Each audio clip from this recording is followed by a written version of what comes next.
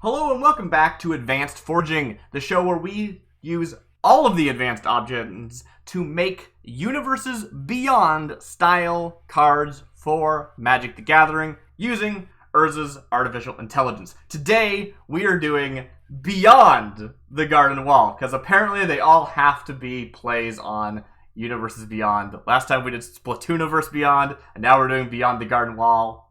I'm very excited. And this is especially exciting for me because B, my lovely girlfriend here, has made a list of the advanced options that she is going to be plugging into the machine, or that I'll be plugging into the machine.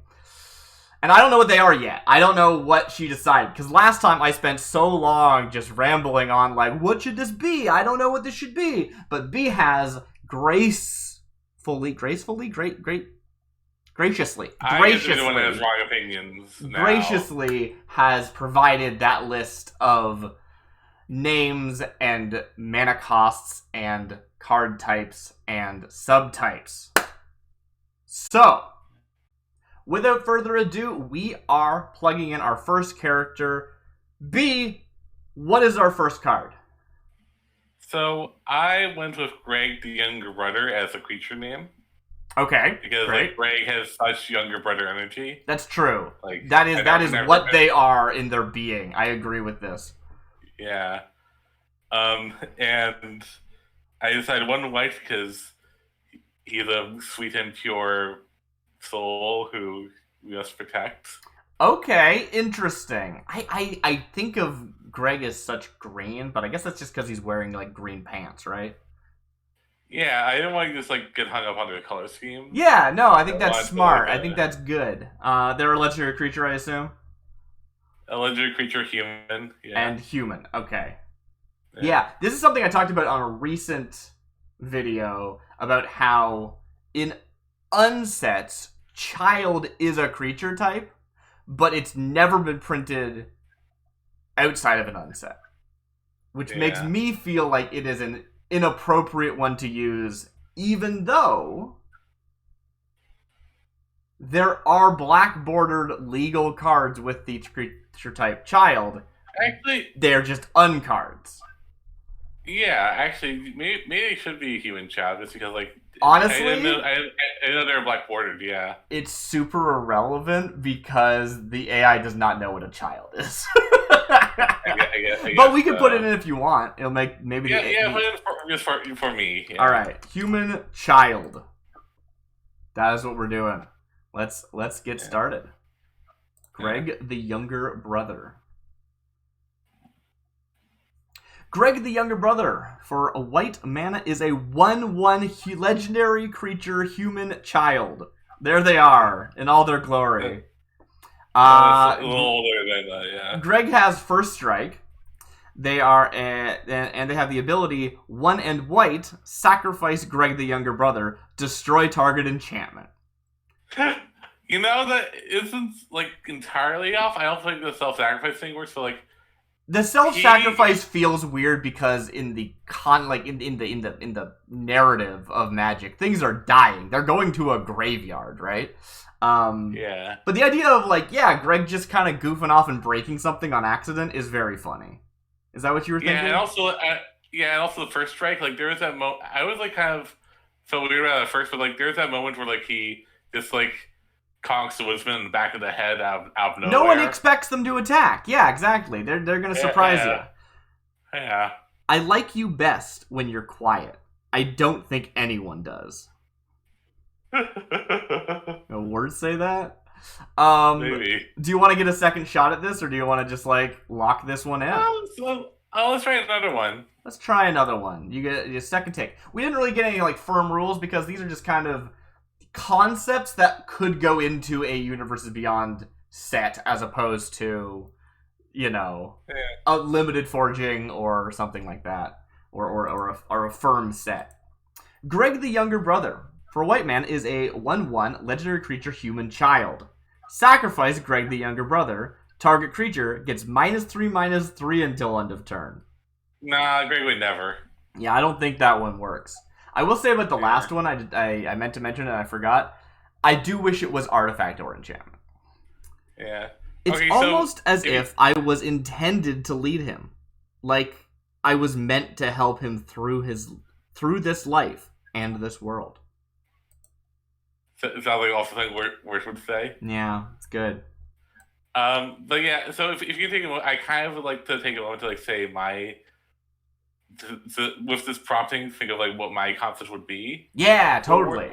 for Greg, and I think it would be like ETB as long as Greg is on the battlefield, target creature is pacified, and there's 0/1. Oh, so it's ETB choose target creature. They can't attack or block while Greg is as long as Greg is on the battlefield. Yeah, He yeah, just like makes yeah. friends. Right, He yeah. makes friends with everyone. That's it. Is there precedent for there is, right? That's just like a jailer effect. Yeah. Yeah, okay. Because I was thinking because I associate that with an enchantment, and the idea of having that on a body is interesting. Well, it kind of comes from extraction. You remember extraction specials from New Capenna? Yes. It has like something like that where it's like it resurrects a thing and like but they can't attack a block. That thing can't attack. Yeah, it's such a weird card. Yeah. Resurrect something. If the person that resurrected them dies, they're allowed to do things again because they're like carrying the child in the art. I guess It's so, very weird. You want to go again, or do you want to move on? Let's move on. Yeah. All right. Unless you want to do something new. Yeah. Those are both the same thing, B. Yeah. Moving on and doing something new. I guess so. Mm-hmm. So let's see. What do we have next? What do we have next? I have Wirch, which I believe his name is spelled with an I. I shouldn't check that. But I believe Yeah, it's Wirch is Word. spelled Yeah, with I know an how to spell Word. Mm-hmm. Yeah, the older brother. Okay. Because he also has very much older brother energy. He's like I think that's true. Older brother. What are the mana cost here? I went with blue and a white. Blue and a white. Okay. That's or white and blue. I guess is the correct white way and to blue. go. I think would be right. We might get the order of those wrong. That's fine. Legendary creature human or legendary creature human child? Let's go human child. You think they're still a child? Absolutely, yeah. He's like a human like teen. He's like 12 years old. I think, yeah. Yeah. All right. I think child means something younger. Spoilers for Overgrown Wall, just like. Yeah, we didn't really say that, but that is implied. I'm sure I'll put stuff. Yeah, good point. Spoilers for Over the Garden Wall. No, it makes it like I don't know. Like the fact that like he almost dies is like, no, that would be really depressing if like a 12-year-old died on Halloween. That would be a real bummer of a show. Okay. I mean, that's why it doesn't happen. But like, yeah, like I'm just saying, as a creature type, I think child needs to be younger than 12. I think child is like 8 and less. So as a creature type, if we look at the existing cards, they're pretty young. I don't think we've seen anyone this old. And if we look at existing cards that do depict younger people, obviously, again, like I said, it is an unset creature type, so it's hard to say that this existing black bordered card that depicts a child of their teen years shouldn't count, because we can't say in that situation, right? I mean, it's definitely like what are the blessed spirits? Like in the Strahd spirits, are like 2 baby ghosts. Sure. They're not spirit childs, right? It's because we don't have that creature type in black. That's why I'm saying we probably shouldn't even use child. Yeah. So I mean, that's not a good precedent. It's not. No, it's true. Yeah. Mm-hmm. Because, yeah. All right. So you're going with child? Yeah, I'm going with child. All right. Let's. We didn't add, but I don't think I did. I didn't remove it. Wait, no. It's Greg was a child. It has the same advanced options as last time. Wirt the older brother for white and blue. Oh, is that Wirt? Oh, you actually found Wirt. Yeah, it's Wirt. White and the blue, human child, is a 1/1. When Wirt the older brother enters the battlefield, return target artifact or enchantment card from your graveyard to your hand. I think we're good now. The castle's right here.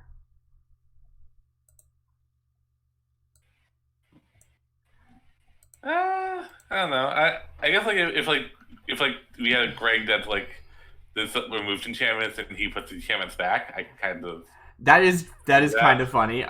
It is obviously from your graveyard, so you know. Yeah. So quite work in that respect either, but yeah. But if we consider it, I mean, I guess it's from your graveyard. If it like tutored it from your deck, it might be more interesting. But I think if you pitched like, I want to print a card that tutors something from your deck, often you'd say,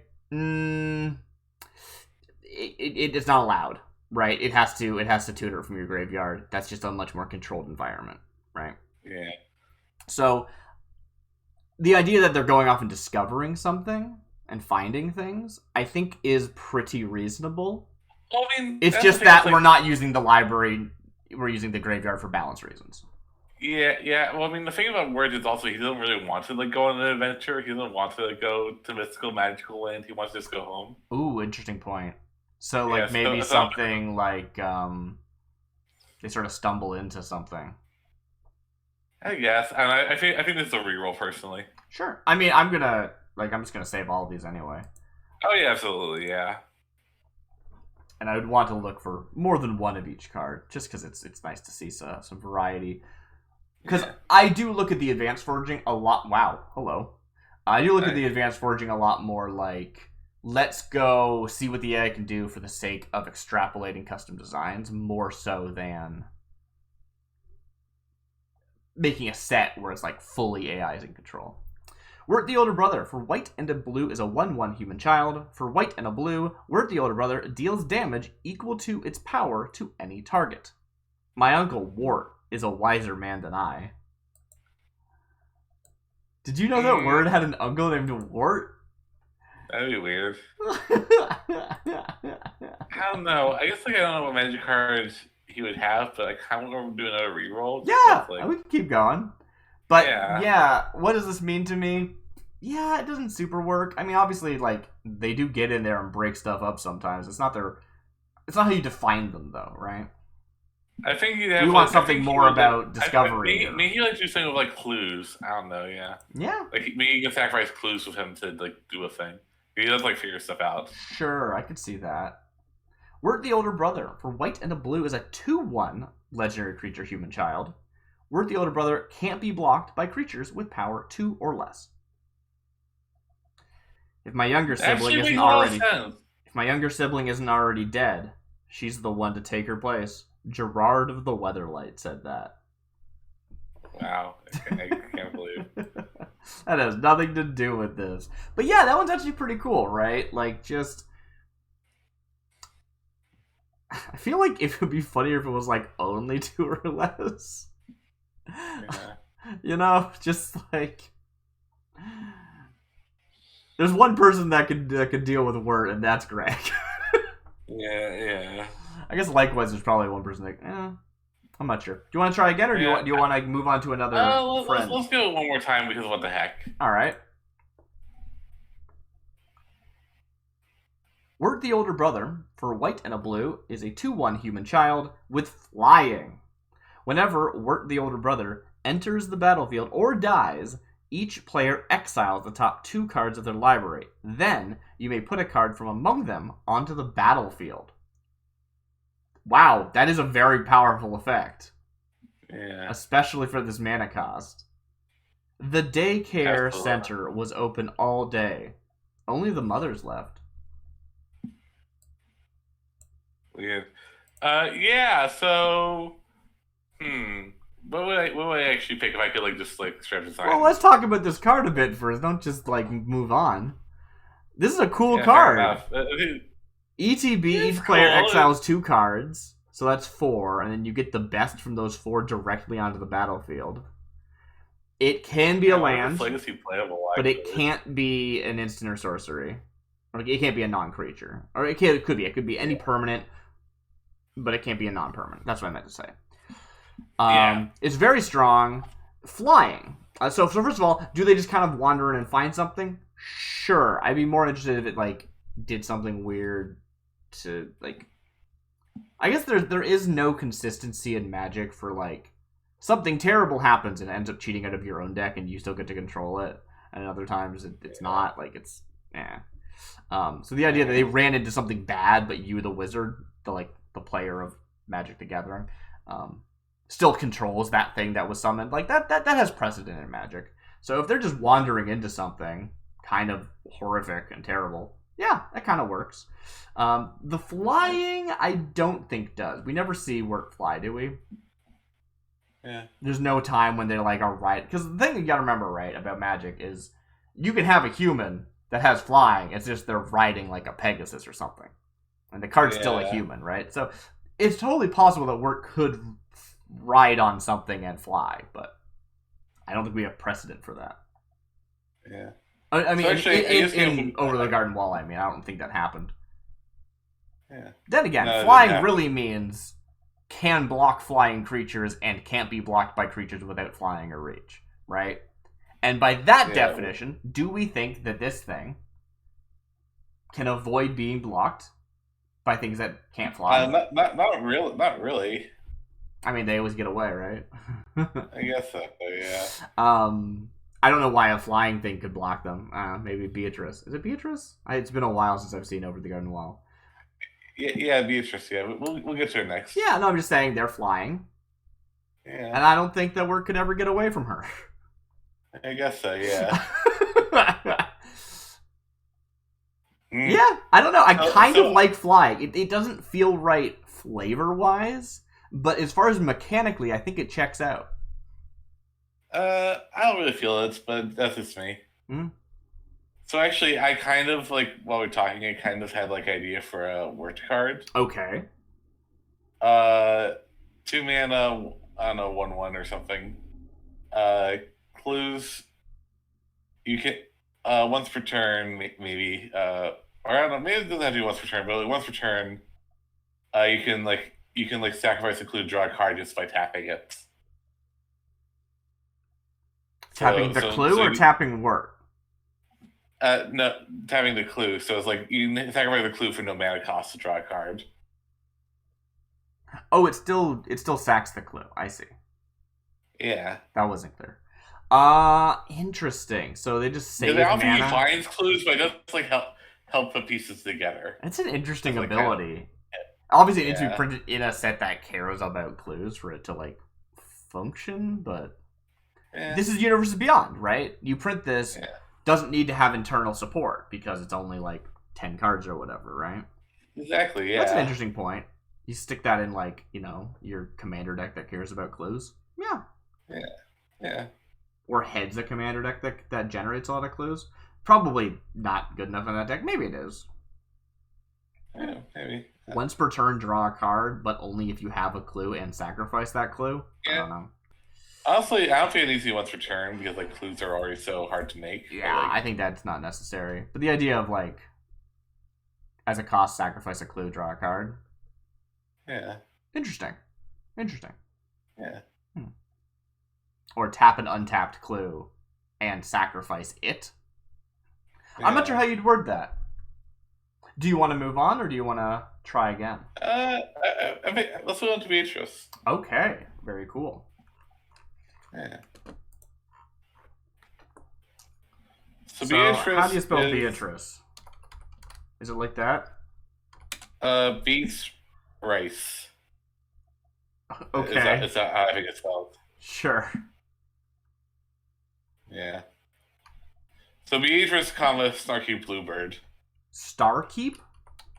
Snarky. Oh, that makes more sense. Do you have Bluebird as one word or two words? I had one word. Yeah, okay. I feel like it's one word. All right. Yeah, and I think she calls a single blue because that's birds. Okay. Yeah, but also it's I think it also makes sense for a character. All right. Wait, no, actually, what did I say? Yeah. I initially went with green blue, but also I don't think she's very green. I don't think she's very green. I think blue seems right, but I don't know if she's one. But that's okay. She is just a bird. Yeah. I mean, she is shown to be not physically about as strong as a regular bluebird is, which is not very. Yeah. Yeah. It's a shit. Like the thing is, I feel like if we were actually designing these cards, we might make these cards cost a bit more, but still be like 1/1s and 2/2s and stuff, right? Yeah, maybe. Yeah. So it's like, as far as the AI goes, the only thing we really have control over is their mana costs. So we're gonna keep it low to try and keep the bodies small, but actually having a really powerful effect on a small body would probably fit better for some of these. Anyway. They're definitely a bird. What's their other subtype? Anything else? So initially I had legendary creature bird. Yeah. But I wonder if, like, also spoilers for over the Garden Wall, maybe human bird might make sense. And she's a human that is transformed into a bird, unlike those birds that are bipedal.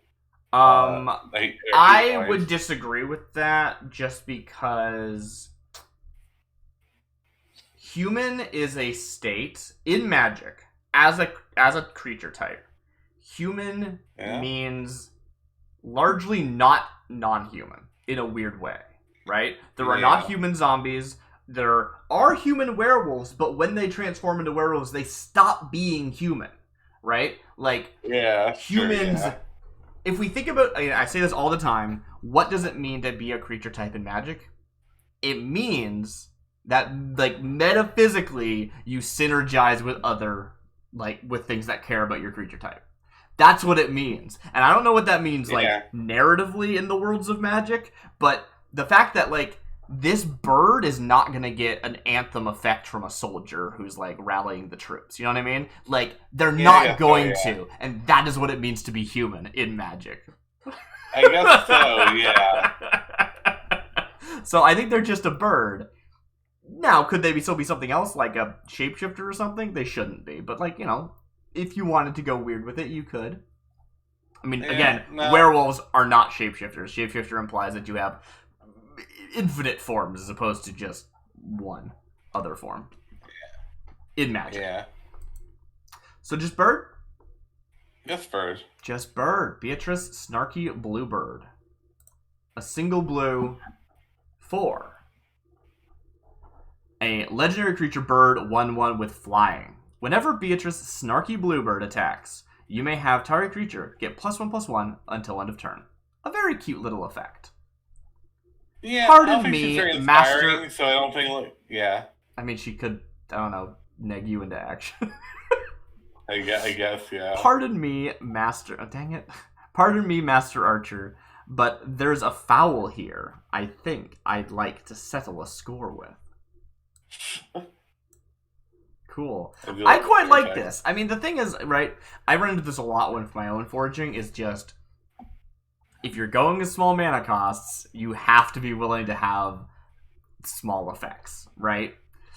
Now, obviously, you're saying this is not the effect she would have, as opposed to she needs a more powerful effect. Those are different things, but I think it's a cute small little effect, right? It's a 1 mana 1/1 when it attacks, which is kind of able to attack because it's a flyer and buffs something else. Yeah, I like it. I think it's a really cool design.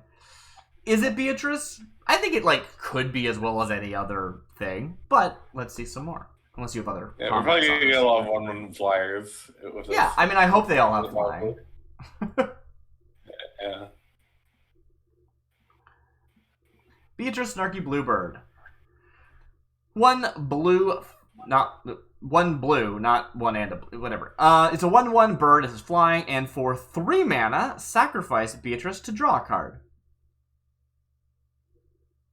Beatrice was the clue.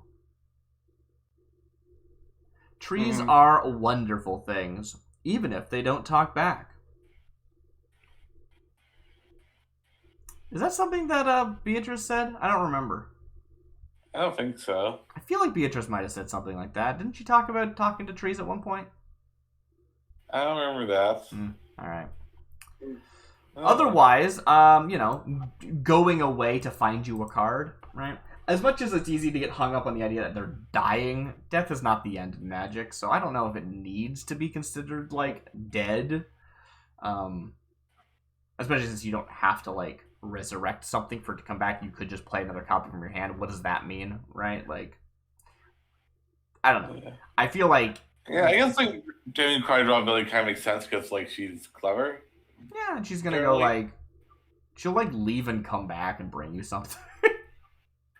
yeah, yeah, that also makes sense. But she's Yeah, gone. She left. Like yeah. Actually, ooh, I like that. Like I like the creature is like at the beginning of your upkeep, exile this creature. At the beginning of upkeep, if they're in exile, you can bring them back and you get cards as well. why would you just use phasing? Uh, yeah, we can use phasing as well. Yeah. I don't know. Phasing is like weird. Phasing is weird. It does not have a zone. They just like don't exist. Yeah. Mm-hmm. But they do exist because they don't re-enter the battlefield. Anyway. Cool card. I like this one. Let's get at least a third. Beatrice Snarky Bluebird. For blue is a 1/1 bird. It is flying. For 1 and a blue, draw a card, then discard a card. Rummage. Yeah, that's pretty good. Again, going off finding stuff. I like it. The youngest Beatrice learned the what? The youngest Beatrice learned the lesson of the wise from the oldest Beatrice. No, I read right the first time. Okay, they didn't miss a comma. That's just actually what it's saying. Weird. All right. So yeah, I don't know if there's anything else to say about this. Same sort of concept, just this time it's not leaving. Instead, it is, you know, so just trading one thing for another thing. Yeah? Yeah. There's another approach you had designing Beatrice is like kind of like thinking about who she is from the perspective of Adelaide. So it could be like you get a creature from your deck kind of thing, where it's like Sorry? except so it's because like she's like trying to get Adelaide I don't know, a child servant or whatever. That's true. So it could be like kind of a thing of like Is Adelaide a card? yeah, I have Adelaide later down the line. So what I'm thinking is it would be interesting if we used this version, and the whole point of her is to sort of dig through your deck to find, like, I don't know, Wirt or Greg or something, right? And then Adelaide has something that cares about when a creature is discarded or something. Like, if they had something that cared about discard, oh, yeah. Because then she'd be, like, activating it by discarding a card. Yeah. Yeah? Yeah. Nah. Anyway. I'm into that. I guess like I like the idea of like if I were to design a Beatrice card, it would be like exile this at the beginning of your keep, and next upkeep you can bring it back to like either maybe search for a thing, because like one just drawing cards is a little weak, but maybe like look at top 3 cards, grab a creature from among them. So to have that work, it would be you play it. A turn passes, they exile. A turn passes, they come back. So it's like a tutor on suspend 3 or something, or I guess suspend 2. Is it 2? Maybe trigger at the end of upkeeps. That'd be a little weird, I guess. But I don't know how that doesn't. Not only does there a person at the end of turn, I mean, at the you can do end of turn, sure. Yeah. Similar effect. It would mean you play it, it leaves. Next turn, at the end of the turn, it comes back. But if it tutors or something, you could still use like an instant. Then so you're still getting it on the third turn regardless. The third untap, I should say, or whatever, right? Like and also it's like hard to remove because you need like instant speed removal for it, and it can be like. And it can be repeatable over like the course of games. Yeah. So yeah, it could be good. Could be very good. Oh yeah, I didn't really think about it being like every single time that would happen. Yeah. Cool. You want to move on? Yeah, let's move on. All right. Our next card is. B, that's you. Yeah, I was getting it. The Frog with Many Names. That's the name of the card with the and everything? Uh, yeah, I think so. Yeah. The frog of many names. I said with many names, but many names also work. I can say with. The frog with many names. Yeah.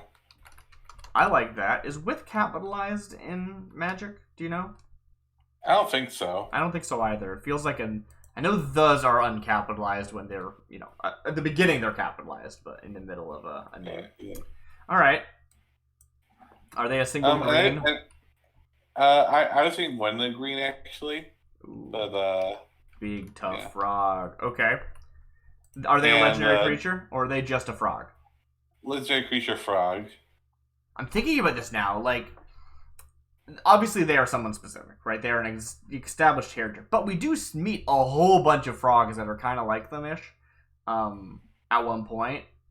So if we wanted to make a non-legendary version, we could have those frogs. I don't know what you'd call those frogs, though. Do you have an idea?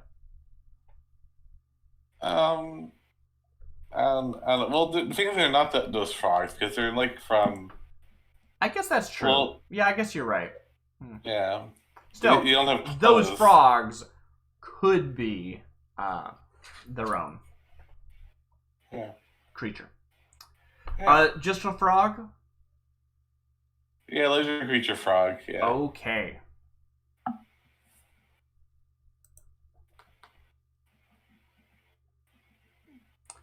The frog with many names for 1 generic and a green is a 1/1 frog.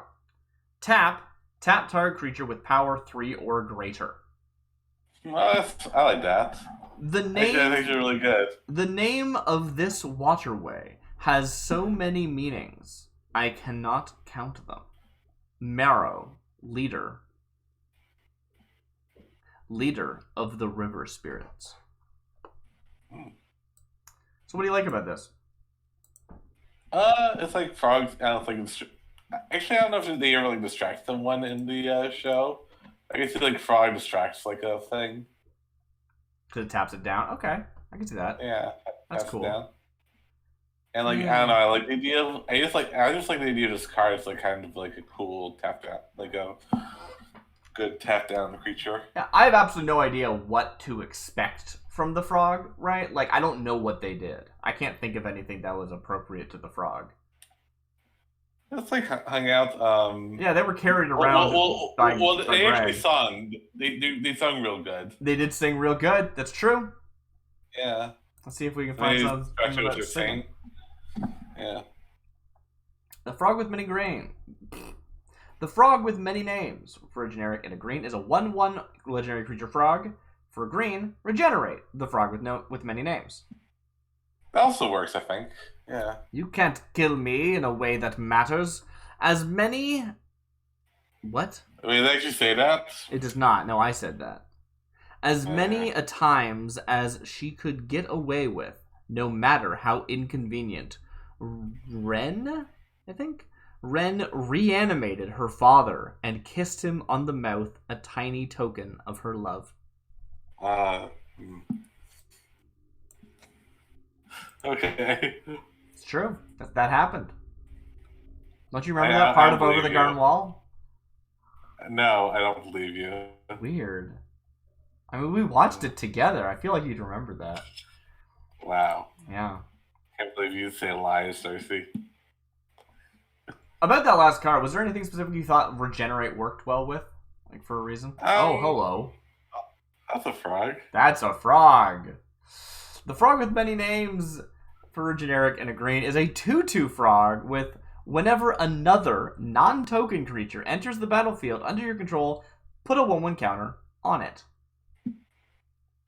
Okay, yeah, that's actually better. It's an inspiring frog. It leads field to action. Sure. I don't know. The glistening skin. Like, I don't have like many strong associations with a frog, just like you. So yeah, I think more things work. Yeah, I guess that's true. That's a fair point. Yeah. There's less things where you're like, that's wrong. Even though there's less things where you're like, oh yeah, that's exactly what it should be. The glistening skin serves as a crystal lattice that channels rain and sunlight into its internal fields. How do you feel about that? I'm okay with it. Okay. Yeah, it's interesting, right? So, from a power level standpoint, is there precedent for something this strong, or is this like too good?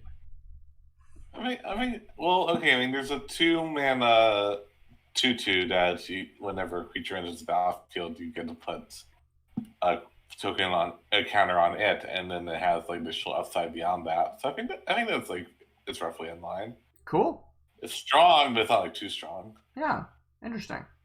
Also, it's Yeah. legendary, which means it's difficult to get multiple copies of this card at the same time, Indeed, yeah. which would make it more powerful. Yeah. Yeah. Interesting. Well, do you want to move on, or do you want another attempt at this frog? No, let's move on. All right. Who is next? We have finished the main four. I guess the other person who's part of the main group that we follow would be the horse. Oh, I didn't think of the horse. I don't remember the horse's name. Did the horse have a name?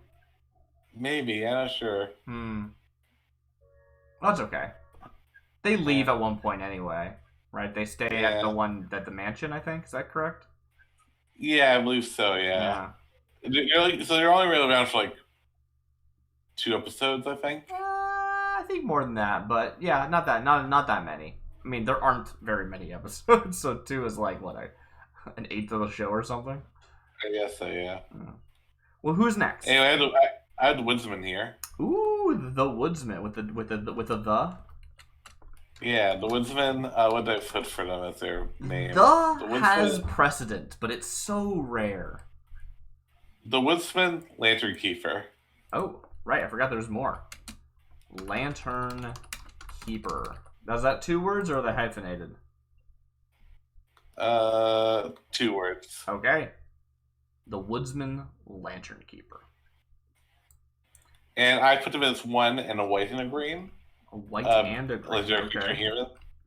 Yeah, because I don't know. My weird logic was that they're like a good Rustine. So. Aww, that's cute. Are they also? Do you have another subtype for them? I feel like they're not just a human. They have a job, right? Yeah, they're probably human peasants, I guess. Maybe. Okay. I wonder what would I think of them as? They're not a ranger, right? Like they're like adjacent, but they're not. I think. But like woodsmen and huntsmen, like those aren't creature types. I don't think, right? Yeah. Okay. So. Yeah, I don't think so. Yeah. Yeah, I'm into using peasant because that's what Rutskin is, right? Yeah. There's no comma. It's just peasant. Okay. Peasant. I spell peasant right? Yeah. Okay. I'm very confident. Yeah. Yeah. No, I think so. Yeah. Okay. Good. Let us see what we shall see. The Woodsman Lantern Keeper. Oh, well, that's a little bit cut off, unfortunately, but that's okay. Generic white and green. Legendary creature, human peasant, is a 2/3 for 3. Whenever another non-token creature enters the battlefield under your control, you may pay 1 generic. If you do, create a 1/1 white soldier creature token. That does not seem correct to me. And I guess the implication would be that they're like drumming up others, but they kind of work alone, don't they? Yeah, no, they're like defined by their loneliness and like their and can't not unable to let go of their daughter. Yeah. Yeah. It's not just the strange creatures that draw us to the woods. I've heard the whispering call of the spirits, and the answer lies within. There you go. The Woodsman Lantern Keeper. Can you get a shorter name? It's too long. Sorry. Can we try Woodsman after this? Yeah, sure. Yeah. Yeah, I'm gonna. We'll try that after. The Woodsman Lantern Keeper, generic, white and green, legendary creature, human peasant. It's a 2/1. Whenever the Woodsman Lantern Keeper deals combat damage to a creature, that creature's controller gains that much life. That's just really bad. Yeah, no. Well, I mean, it's like He would also hold a lantern at the ready to illuminate the path. It's best to see the way in advance. Yeah. Well, that's awful. Let's change Yeah, the name real quick. I think if I do this, it'll still honor all the advanced options below. Check it. Check the. Maybe we'll find out shortly, won't we? Woodsman Lantern Keeper. Generic, white, green. Legendary creature, human peasant. They're a 2/2. Other people's spells cost 1 less to cast. I don't know what a people's spell is. Is that like a legendary spell? Legendary creature spell? What do you mean? Maybe. Oh, you're assuming it's like historic, like a historic spell. Yeah. That's an interesting way of thinking of that. I was thinking that there's just some spells are people's. I guess so, yeah. Like other goblin spells. But you could also, if you want to get weird. Obviously, this is a proper reroll if we're doing any other sort of thing because we can't know what it is. We have to make it up, and that's kind of not what I'm into. But if you were going to, you could say, "Oh, it's other people's spells." Like, not my spells, your spells. Other players, it would be the correct way of saying that. Yeah, that'd be real bad. But other players wouldn't even be correct because other in Magic means not this, right? It wouldn't mean not you, I think. Maybe I'm wrong. That might be true. But you'd say your opponent's spells cost 1 less to cast. Yeah. To turn off the torches, it took a moment to find a word that sounded as small as the bonfire. Let's try again. Yeah, of course. I'm trying to think about the Woodsmen and what they stand for me. Because you're right, they're alone in the woods, they're trying to do this thing to save their daughter. All this stuff seems very virtuous, but it's also very closing yourself off. Is there a color that represents isolation? Because I think white represents community in a lot of ways. Yeah, black would probably be Yeah. Black also represents ambition, which that's not what they're doing, but they are very focused, I guess. Yeah, maybe instead of have them be Abzan, just instead of generic, let's put black in there. I would try.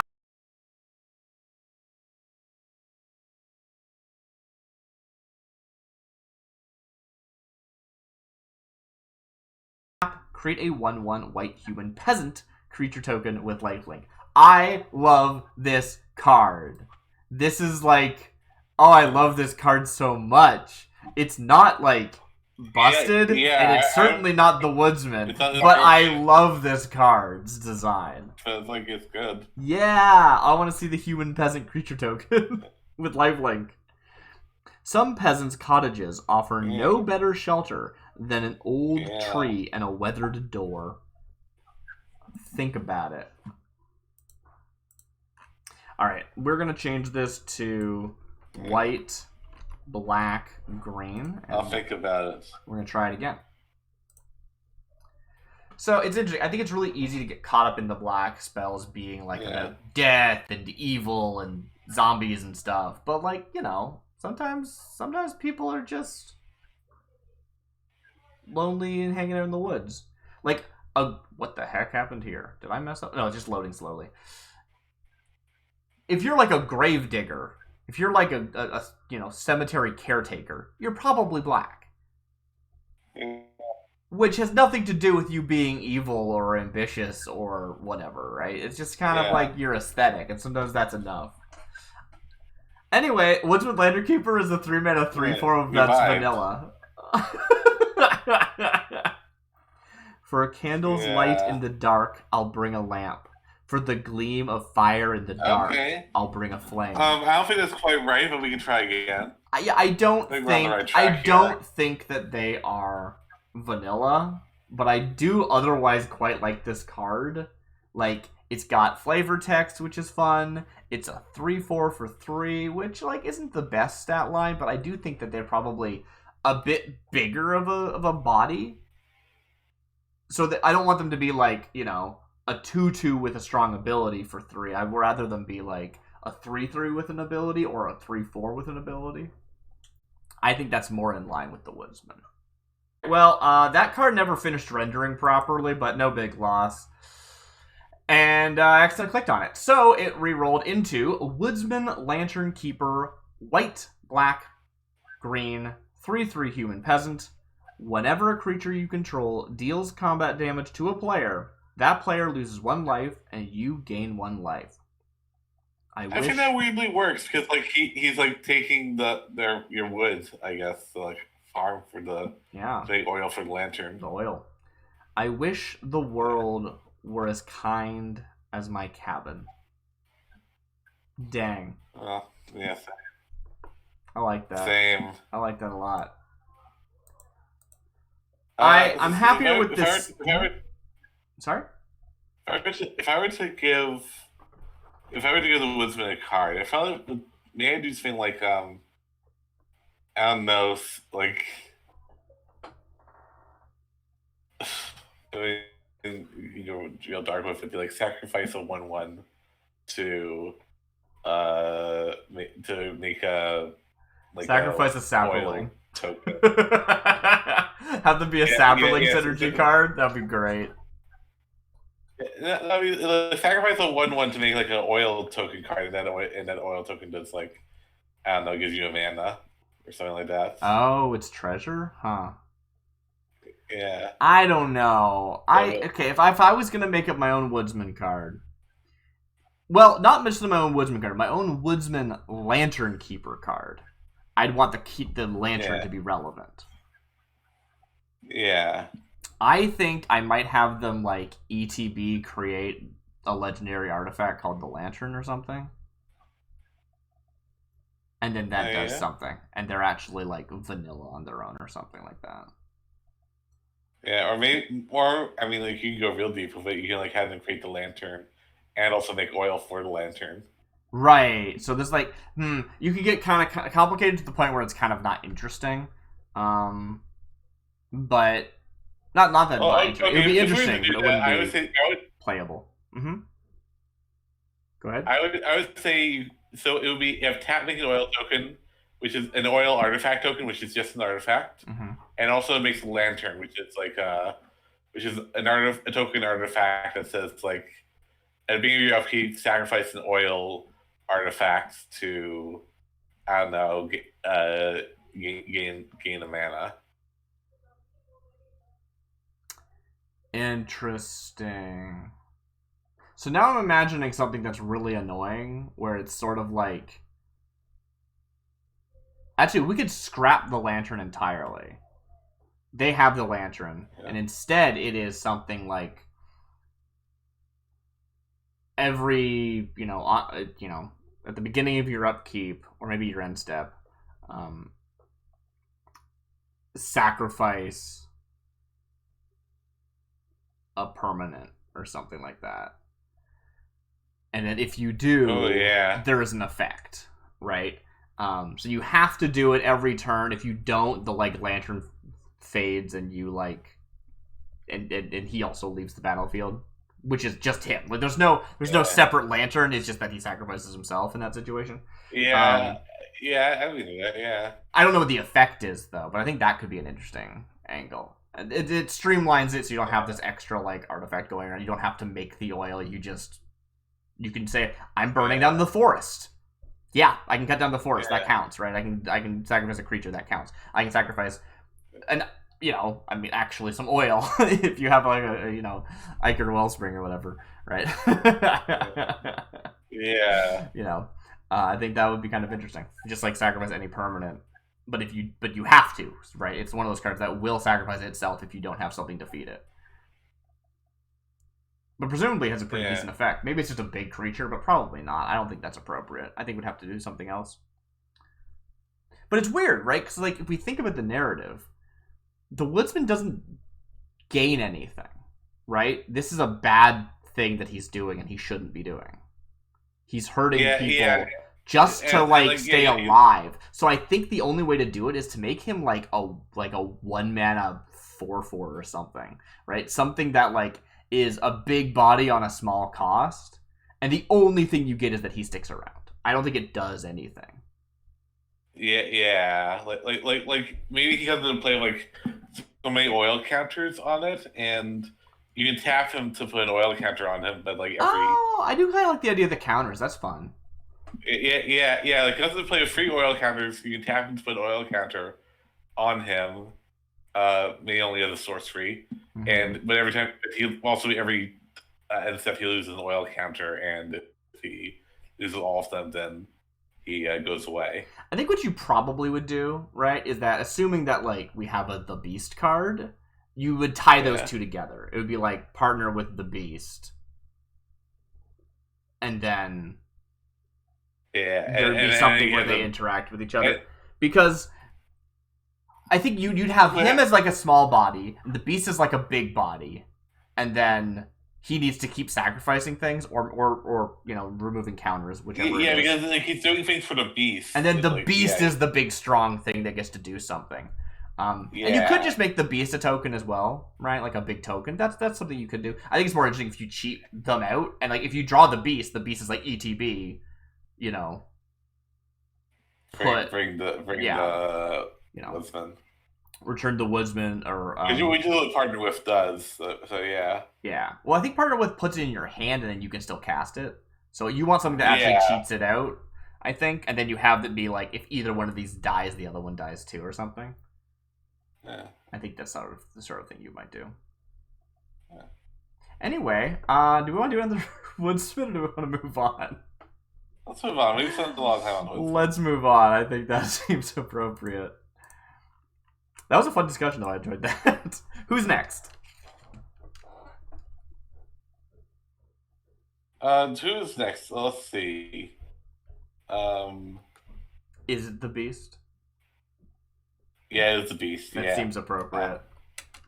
Yeah. Do they have a subtitle? Or are they just the Beast? Yeah, Trickster in the Shadows. I think they should just be the Beast. Also, this name is too long. I hope you didn't want this to have any mana cost. The mana cost is 2, and then green and black. That is way too much.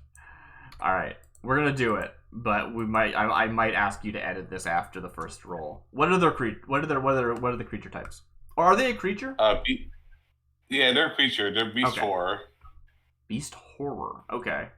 They're not like an incarnation or an avatar or something weird like that, or an elemental? No, I don't think so. Okay, Beast Horror. Or are they a horror beast?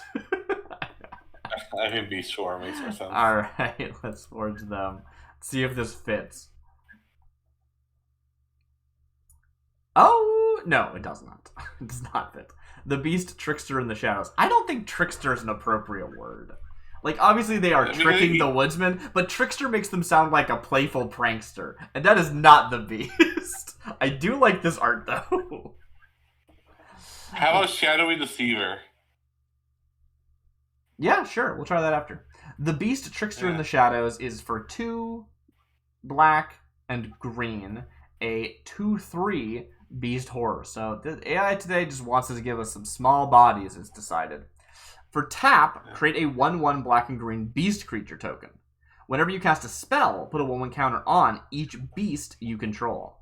Cool card. Don't think it's the Beast, but cool card. Yeah. It lives off the sweat of others, off the grief of their loss, and on the blood of its foes. The grief of their loss is actually really appropriate. Yeah. I know, I'm going to change the name of this. I can just change it from here.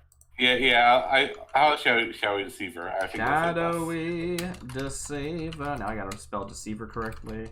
Yeah, okay. It's got to be spelled correctly. Not a ton shorter, but enough, I'm pretty sure. I've learned the ways. The Beast Shadowy Deceiver is a 4 mana black and green, 4/3 Beast Horror with Vigilance and Death Touch. Whenever you gain life, you may pay 2 generic. If you do, return target creature card from the graveyard to your hand.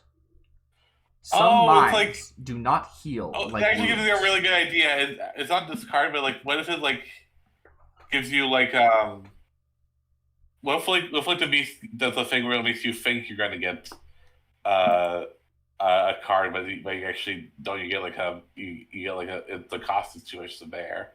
What? I don't know. But what's the point of it? It still has to be playable. Yeah, no. Let's talk about this card first. So Vigilance and Death Touch. Yeah, sorry. Vigilance and Death Touch, sure, right? They're always there. They're always watching. Whatever. They can kill you. That seems believable. But I want to stop for a second because does the beast do anything ever? Can the beast kill people? Why do they make the woodsman do stuff? Yeah, I think those beasts kind of small scale villain. They don't actually. So here's my idea. Okay. They can resurrect a creature, but it says 0/1 with cumulative upkeep 1. Okay. And maybe they're cheaper because yeah. But why? I don't know if you have something that benefits from being sacrificed. It makes sense. Sure, or it gets shot in ETB. That's also reasonable if it's cheap enough. I'm kind of into this when you gain life trigger, right? When a lot of gaining life effects have to do with absorbing essence from something else, like a drain effect or something, right? Then you may spend 2 to get a resurrect thing, which is interesting, except for it's not. I don't think the beast really does that. Well, here's the thing. Maybe it's a tap ability. You tap the resurrected creature as a 0/1 that with cumulative upkeep 1. Okay. Yeah. And yeah, I don't know. I think that'd be cool. Is it a 4-mana 4/3? No. Death Touch? What do the rest of it? What's the rest of the card look like? I need to evaluate it. Maybe make it 4-mana 5/5 to make it, and it says tap the ability I described. Well, why would you do that? Are you just gonna use your 4-mana 5/5? I guess. I guess you can block with it. Yeah. You can tap it as instant speed, or maybe it's a spend a mana to do this. I feel like making it having. So here's my pitch.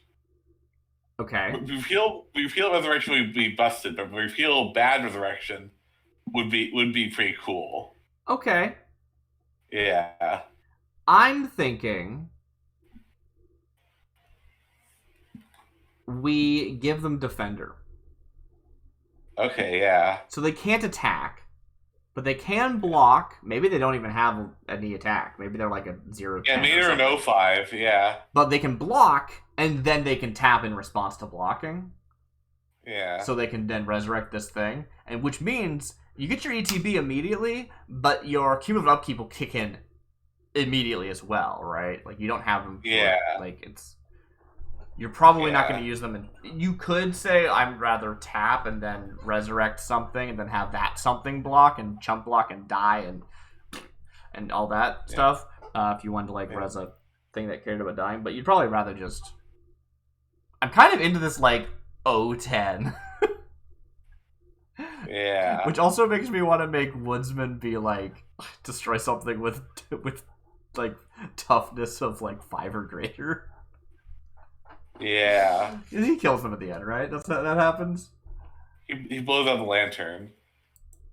Oh. I thought he hit him with an axe. Alright. No, because Word takes the axe to free Greg. And then leaves, and then I didn't save this yet. Oops. There we go. And then Lisbon takes a moment and then blows out the lantern. Alright, cool. Yeah. I'm into that. Well, let's see another take on it from the AI. We've got a lot of our thoughts in here, but what do they say? They say that the Beast Shadowy Deceiver is for 2 black and green, a 5/5. It is indestructible. Okay, now we're talking. Whenever a creature attacks you or a planeswalker you control, put a 1/1 counter on the Beast Shadowy Deceiver. Okay, very scary. For 3 black and green, sacrifice the beast, return target creature card from your graveyard to the battlefield. If you That last ability does not need to be there. If you attack Defender on this card, I think it would actually make a pretty representative card as well. Both Indestructible and Defender, but it also still gets really, really scary and big. Like, it's because that's the thing. Is I feel like they never attack anybody, but at the same time, you don't attack into the beast. You know what I mean? Like, you don't do that. Yeah. I don't know if it would mess you up or not, but you just wouldn't. So the threat of violence, the threat of violence is there. Yeah. Yeah. He makes threats, but he's probably more bark than bite. Right. So it's one of those things where, technically, in the world of Magic, this means that yes, they could block very well and kill the thing blocking you. But in practicality, that means you just won't attack into them, so they don't have to prove it, right? If mechanically they were like, they can't do combat damage, well, then you're not scared of them, right? So we have to make the threat real, even though in the fiction it's not. I would, maybe actually, if this was this could be like a blue-green black card, and it maybe does something where it takes control of creatures. Or make creature not unable to attack on this turn or something. Yeah, I guess it could tap somebody down. It could do a tap effect. Yeah, maybe, I don't think it should be a tap effect. I like the idea they can still do activated abilities and stuff, Yeah. Yeah. Interesting. To our surprise, it worked! Gerard the Weatherlight. Wow. The Leatherlight. Yeah. Do you want to try another? Get your next card available. I'm going to read this one while you find that. The Beast Shadowy Deceiver, 2 black, green, is a 5/4 beast horror. At the beginning of your upkeep, put a -1/-1 counter on target creature you control. Okay. Ooh. When a -1/-1 counter is put on the beast, sacrifice it unless you pay 2. It's bad. It's just not good. That was an interesting effect, though. I liked the idea of eroding your own board for some benefit, but there was no benefit. Yeah, totally. The creature's power and toughness are each equal to the number of -1/-1 counters on it. That's flavor text. That's not real stuff. Yeah. All right, let's get going. What do you got for me? What's next? I think Adelaide Threadweaver. All right, how do you spell Adelaide? I spelled it Adelaid. Okay, yeah. I think that's right. I don't know. Threadweaver, one word, 2 words? Hyphenated? 2 words. No hyphen. Okay. Threadweaver. Okay. I think that's a good name. And I think they're white, black, black. White, black, black. No generic? No generic, yeah. So these are all very small things. They're just 3 mana, 3 mana. The beast is 4 mana. Okay, cool. Yeah, well, I think that would make sense for Over the Garden Wall. Is she a human? I think she is a warlock, no species. Oh, kind of like hag. Yeah, kind of, yeah. Is she a hag? Hag is a creature type. Yep, you find them on Lorwyn or Shadow War. Yeah, so she should be just a hag. Yeah. Just a hag? No warlock or wizard or shaman or druid. No, just a hag. I think just a hag is good. Yeah, we need to see more hags in Magic. Hags are great. Yeah, they are. Yeah.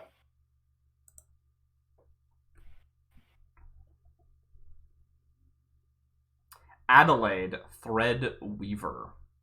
White, black, black is a legendary creature hag. They're a 1/1. For black and tap, each other player mills 4 cards. Huh. Not what I would have expected, but I like it. Yeah. It's Yeah, like, I mean, repeatable mill is quite powerful. You can't self-mill, but so it's specifically for a mill strategy, not a self-mill Also, strategy. it's a commander mill, which is, I guess, good. Yeah, I mean, yeah, you can mill all of your opponents if you're playing multiplayer game. It is each Yeah. other player, so if you were playing like I don't know, two players on each team, you'd be milling your ally, I guess. I think that's how that works. I've never really done that. She has taken many forms, but her purpose has remained constant. What I think is interesting is we were talking before about the idea of having high mana cost but small bodies, and like the AI has actually been giving us that. Not like, I mean, obviously as high mana cost as we've been going for, but like nothing very big. Most things have been smaller power and toughness than their mana cost has been. Cool. I'm into this. I don't know if she is like a mill effect, but I could sort of see it, right? Yeah. Yeah. I feel like she please. should have a thing of like taking control of creatures as well, but yeah, I don't know. Yeah. She doesn't like mind control though, right? It's more of a She stuffs their heads with caution, and then they're docile. Is that what happens? That's what she says she's gonna do. Isn't her thing mainly that she's like, just, I don't know, not threats, but like, don't go out at night, you'll explode and stuff. No, that's her sister. Oh, I'm thinking of her sister. I don't remember what Adelaide looks like. Auntie Whispers, yeah. I'm thinking of Auntie Whispers. Okay. Adelaide Threadweaver. White, black, black is a 1/1 hag. Tap, target artifact creature, gains flying until end of turn. Very specific. Some mages who work with magical thread. If you have the ability to make you lose flying, that'd be very good. Gain great skill in its weaving. Sorry, why? Because she has the scissors that cuts the wings and tries to steal from. Right, yeah. Givens, yeah. Some mages who work with magical thread gain great skill in its weaving. Yeah.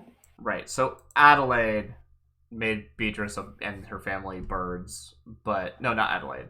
No, yeah, Adelaide. Adelaide? Yeah, Adelaide. I don't think so. I think like that was something else, but like oh, something else did that, then she was going to set them free. Yeah. But not really. That was like a ruse to make her do what she wanted. Well, actually no, because Wirt stole the scissors and gave them to her, and that's how they became humans in the end. Right, so that was a thing. It was true. Whether or not she was going to deliver. That's interesting.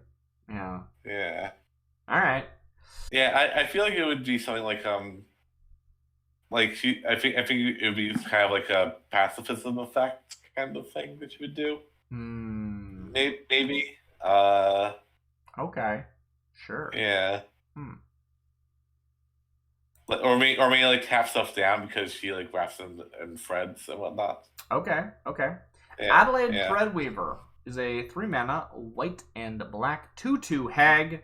At the beginning of your upkeep, create a 1/1 colorless Thopter artifact creature token with flying. They really are into this whole artifact creature with flying thing for her, apparently. Yeah. Like thread weaving in reverse, it sifts through the fabric of reality, brushing past objects and ripping them from the fabric of existence. Yeah. Yeah? Yeah. Yeah. Yeah. I want to keep trying with this one. Okay, yeah. But I think maybe prepare your next one. Adelaide Threadweaver, white, black, black, is a 3/2 hag. Taps to add white, black, black. That's pretty good. That makes sense. When you discover a world, it begins to stir. Okay. So I actually don't have a next one. You don't have a next one? Yeah. Interesting. Is there anybody... Who do I think we didn't make something for? Or I'm still very into... So before we did this, these were all fresh to me, dear audience. I didn't know what B was planning. But I did mention, I think it'd be interesting to have things that either weren't legendary or were non-creature spells or something like that, right? So like the Lantern is an artifact or legendary artifact, or there's like an instant or a sorcery or an enchantment that represents some sort of event that happened. I think that could be really interesting. Yeah. Do you have any thoughts on that? Because I kind of don't. I didn't like plan anything. Maybe maybe an enchantment that's like the unknown. Something like that. Like a legendary enchantment called the Unknown. Yeah. Okay. I don't remember the Unknown. How does this work? Tell me about it. Well, the unknown is like the place they go. It's the name of the place that they get lost in. Oh, wouldn't that be a land then? Oh, maybe it's a land. Yeah. Wait, but is that the entire is that like a plane? Yeah, I guess it's more. That would be a plane. Yeah. That would be like if we were doing plane chase. Yeah. Yeah, that doesn't work. Yeah. I would be into like a land like that's like called the Unknown that like brings creatures back to life after like a couple turns or something like that. Okay. Yeah. I have a question for you. Yeah. You know walls? Oh yeah. Big stone structures. They're usually not considered artifact creatures, are they? No, they are. Yeah. I thought they usually weren't, and I just thought that was weird. No, they absolutely are. All right, I'm gonna make an legendary artifact creature wall called the Garden Wall because I think that's funny. There actually isn't a garden wall. Like there's a cemetery wall, I guess, which is kind of a garden. What? They it's go over the titular garden wall. Can't believe this. All right, what is the garden wall though? Is it just generic, or is it? I'm gonna make a Wooburg. Okay. If you like the garden, I think it's be more green black, but yeah, I don't know. You make a good point about when I was thinking about over the garden wall, I was thinking about it being like basically the entire world feels very black green. So everything in it feels black green to me, which is makes it difficult to make like lots of colors. I mean, let's actually talk about that. We didn't see any red at all. Yeah. Yeah, well, we could make some red stuff. You know, we could do some. It's not a place like passion and like yeah. Well, actually, we could do the lantern. The lantern could be a red artifact. Okay. I think I want to do fire. So I just had a dumb idea. Yeah. I'm gonna do over the garden wall, and it's gonna be an instant. Okay, cool. It should be black green. It's black green. Okay. Okay. I think it's gonna be some generic as well. At least one. Yeah. Let's have it two. Me too. It's a 4-mana black green instant. Okay, beautiful. And it's not a wall. I removed the subtype. There's no subtype for this spell. Yeah. Over the garden wall, 2 black green instant. Let's go. Over the garden wall is a 4-mana black green instant. Return target permanent you control to its owner's hand.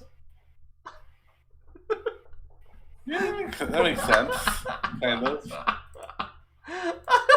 That's so bad. I think it should be return. It should be like a return from your graveyard to its owner's hand or something like that.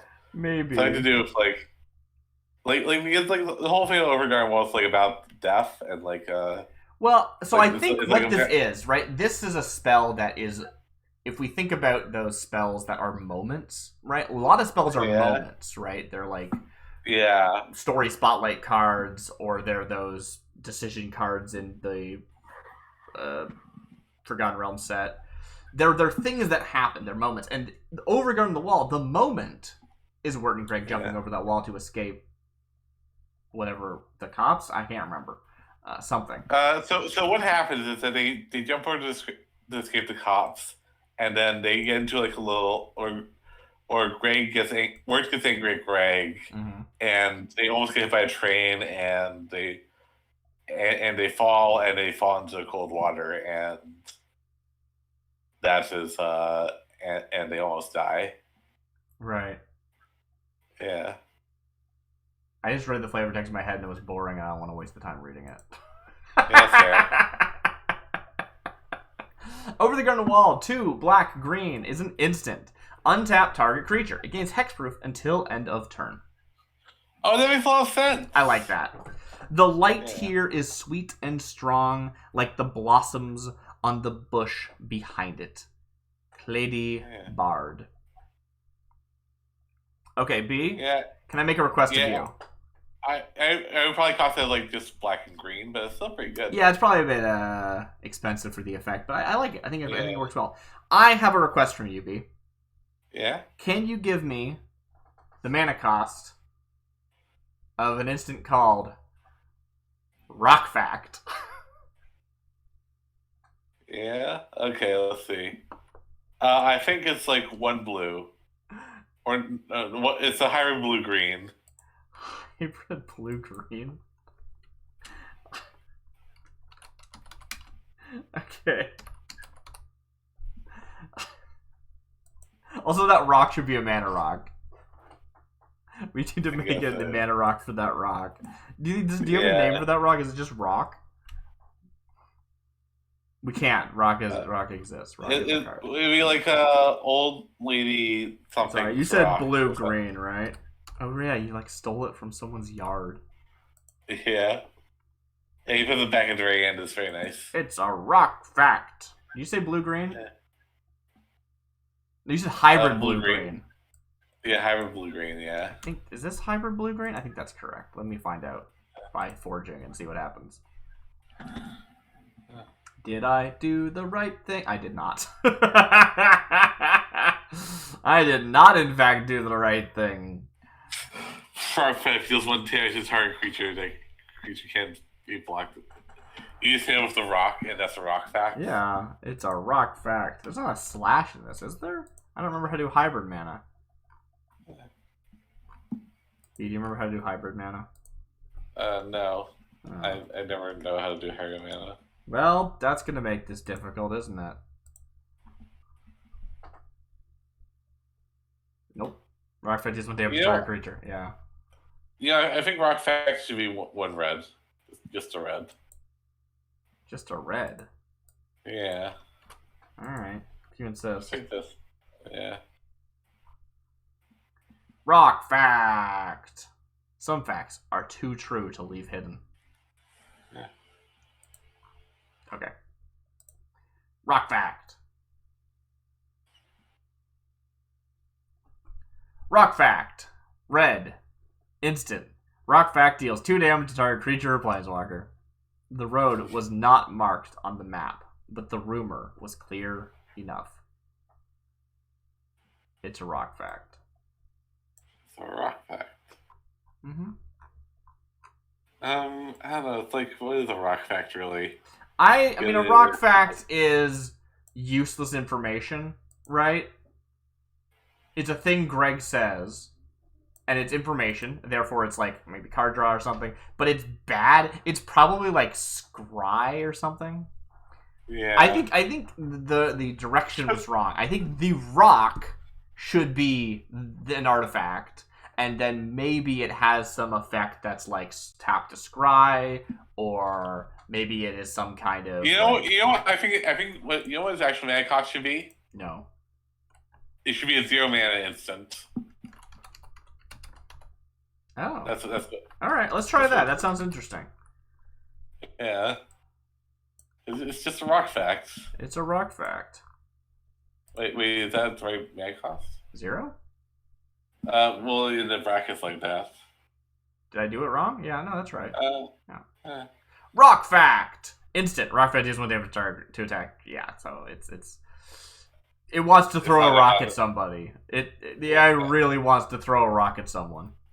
In one corner of the wilds of Kaladesh, there was a source of surprising strength.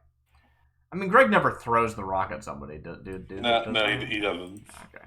Alright, I want to make the rock, but I don't know what to call it.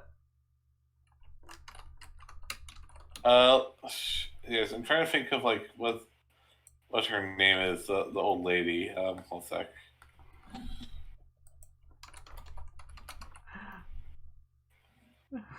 I wasn't even gonna make it legendary. I was just gonna make it a rock. Rock with a face painted on it. Artifact is the type. There's no subtype for this. Okay.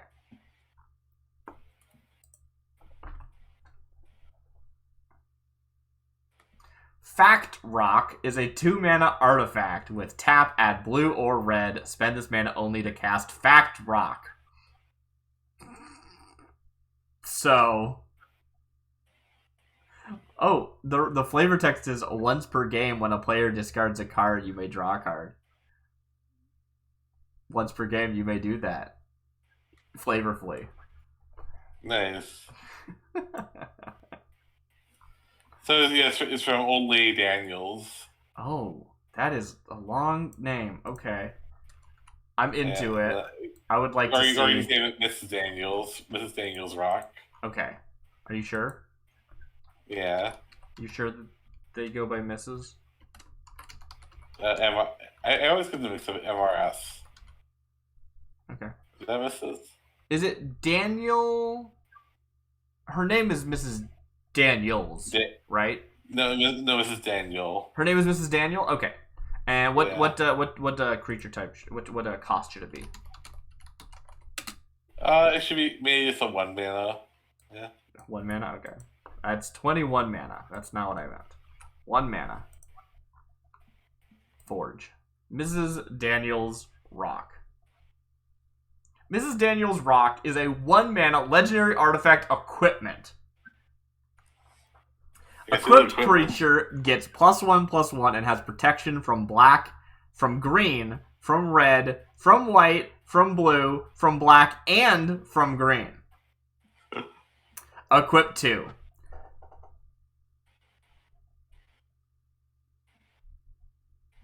Then it has reminder text that says this card enters the battlefield attached and stays on the battlefield if the creature leaves.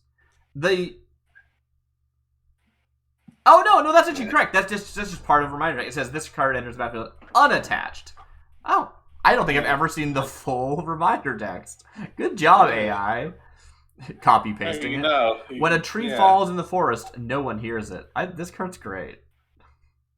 Yeah. This is such a good card. Oh, well, it's like it protects him from the black and green, which is the unknown, yeah. But also from red and from white and from blue. But extra black from black and green. Oh yeah, black and green twice. It's very important. It's a rock fact. Yeah. Still an equipment. I did not tell it to be an equipment, to be clear. Mrs. Daniels Rock is a generic mana legendary artifact equipment. Equipped creature gets +2/+2 and has vigilance. Whenever equipped creature attacks, untap it. It becomes a 2/2 black zombie creature with lifelink. And at the beginning of your upkeep, if this creature is attacking, put a 1 counter on it. Okay. So there's a few reasons why this doesn't work. One, it can't be attacking at the beginning of your upkeep. That's not a thing. 2, it doesn't say it be. Oh no, it says with lifelink and this text. That's correct. The wording was a bit weird, but no, that's correct. Never mind. I'm wrong.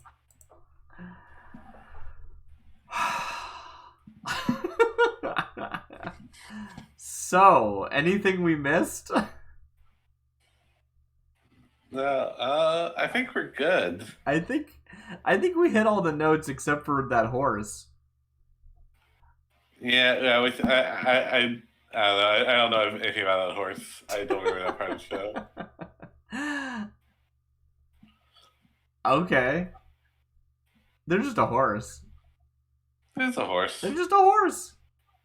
Yeah, we have plenty of horses in Magic already. Yeah. Yeah. Of course. Well, I think that brings us to the end of another episode of Advanced Foraging. Today, Beyond the Garden Wall. So look forward to these Universes Beyond cards coming in the next Secret Lair drop. I get to say that. That's a thing I'm allowed to say. Yeah. That's how Universes Beyond works, right? They're Secret Lairs? I don't know. Not always, I guess. Have a good night, everyone. I've been DarcyBits. Today with me has been B. I'll see you next time.